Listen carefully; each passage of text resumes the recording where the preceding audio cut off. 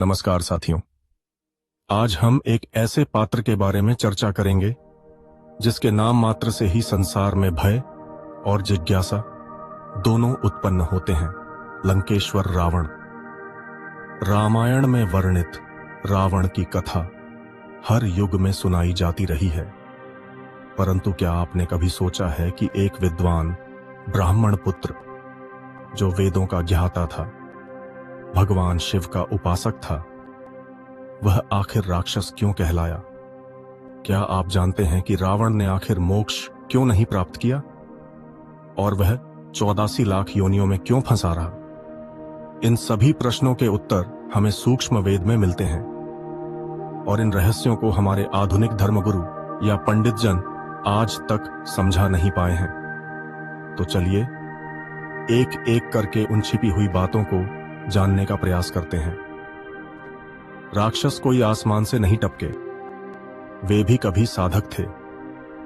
कुछ साधक गुरु की आज्ञा को मानना छोड़कर हठ योग, ध्यान और तपस्या से सिद्धियां प्राप्त करने लगे और उनका दुरुपयोग करने लगे। वे अपने ही गुरु के विरोधी बन बैठे। ऐसे ही लोगों को गुरुद्रोही कहा गया और राक्षस की श्रेणी में डाल दिया गया। जैसा कि संत गरीबदास जी कहते हैं, कबीर संगत में कुसंगत उपजे, जैसे बनखंड में बांस, आपा घिस घिस आग लगा दे, कर दे बनखंड का भी नाश। रावण एक ब्राह्मण पिता विश्वश्रवा और राक्षसी माता कैकसी का पुत्र था। वह वेदों, ज्योतिष, संगीत और आयुर्वेद में पारंगत था, परंतु काम, क्रोध, लोभ और अहंकार जैसे दोषों ने उसे ग्रसित कर लिया। उसने तमोगुणी शिवजी की भक्ति कर अपार सिद्धियां और शक्ति प्राप्त की, परंतु वह सब शास्त्र विरुद्ध साधना थी। यही कारण है कि वह न तो मोक्ष प्राप्त कर सका और न ही अपने पापों से मुक्त हो सका। रावण को गलत साधना की शिक्षा देने वाले उसके गुरु ही जिम्मेदार थे। उन्होंने उसे बताया कि शिव ही परमेश्वर हैं, जबकि यह ज्ञान अपूर्ण और भ्रामक था।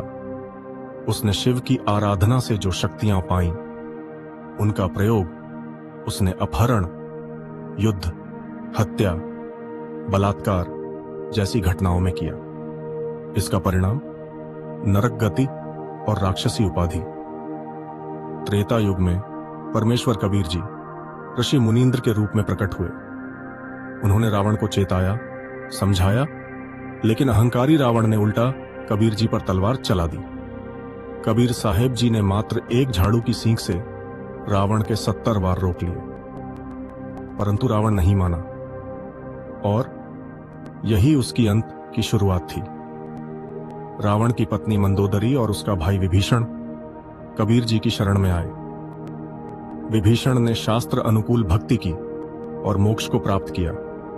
रावण ने तमोगुणी शिव की पूजा जारी रखी और अंत में मारा गया, नरक गया और कोई वंश भी न रहा।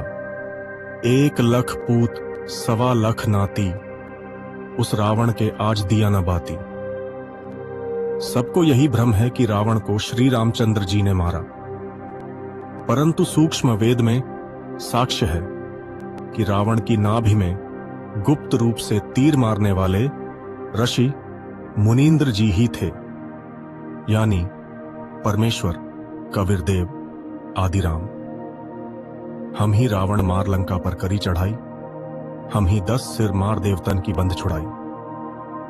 रावण ने तमोगुणी शिव की आराधना की। उसने अपहरण, मांसाहार, मदिरापान और स्त्रियों के साथ अत्याचार किया। उसकी साधना श्रीमद् भगवद गीता और वेदों के अनुसार वर्जित थी, अतः उसे मोक्ष नहीं मिल सकता था।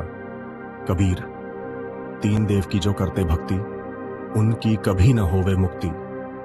रावण की गाथा हमें यह सिखाती है कि शास्त्र अनुसार भक्ति करना और तत्वदर्शी संत की पहचान करना कितना आवश्यक है।